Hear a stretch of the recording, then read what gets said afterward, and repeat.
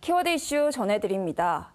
얼마 전 미국 플로리다주에서 한 수감자에게 사형이 선고된 지 34년 만에 형이 집행됐습니다. 이번 사형 집행으로 미국 내에서 사형제 폐지를 둘러싼 논의가 다시 떠오르고 있는데요. 특히 사형 집행 명령에 서명한 론 드산티스 플로리다 주지사가 차기 대선을 노리는 공화당 유력 후보로 거론되는 만큼 민심을 노린 행보가 아니냐는 의견도 있습니다. 우리나라에서도 사형제 폐지에 대한 논란이 다시 한번 불거지고 있습니다. 지난주 법무부가 사형 집행 시효를 없애는 형법 개정안을 입법 예고했기 때문인데요. 자세한 내용 키워드 이슈에서 전해드립니다. 사형제도에 집행 시효가 있다는 것 알고 계십니까? 지난 2015년 사형에 대한 공소시효가 폐지됐죠. 그러나 집행시효는 그대로 남아있는데요. 현행법상 사형을 선고받은 후 30년이 지나면 집행이 면제됩니다. 사형을 시키지 않는다는 거죠. 우리나라는 1997년 12월 30일 23명의 사형수에 대한 형을 집행한 이후 더 이상 사형을 집행하지 않고 있습니다. 실질적 사형 폐지 국가로 분류되는데요.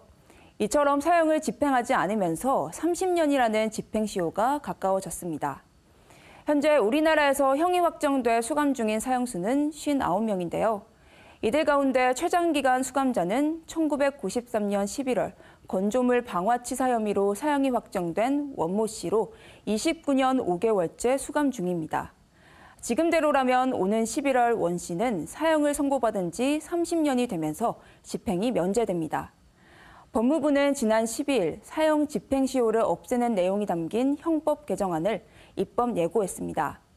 개정안은 형벌의 집행시효에서 사형을 삭제해 사형의 경우에는 집행시효를 두지 않는 것을 골자로 합니다.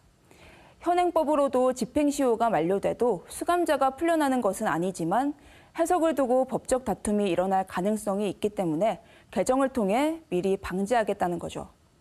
그러나 이번 개정안은 미봉책일 뿐이라는 의견이 많습니다. 사형 제도가 있지만 형을 집행하지 않는 만큼 사형 제도의 존폐 여부를 확실히 안 뒤 대책을 마련해야 한다는 거죠. 국가별 사형제도 조사에 따르면 사형을 집행하는 국가보다 폐지한 국가가 훨씬 더 많습니다. 우리나라에서도 지난달 종교계가 사형제 폐지 청원에 나섰고 유엔에서도 사형제 폐지를 권고하고 있습니다. 그러나 사형제 존폐는 신중한 사안입니다. 사실상 사형 폐지 국가라고 하지만 국민 여론은 사형제 존치에 더 우호적이기 때문이죠. 한 조사에 따르면 70% 가까운 응답자가 사형제를 유지해야 한다고 답했습니다.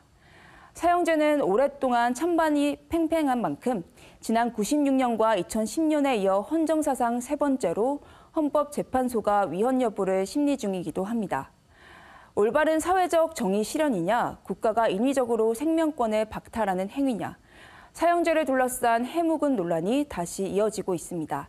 지금까지 키워드 이슈 전해드렸습니다.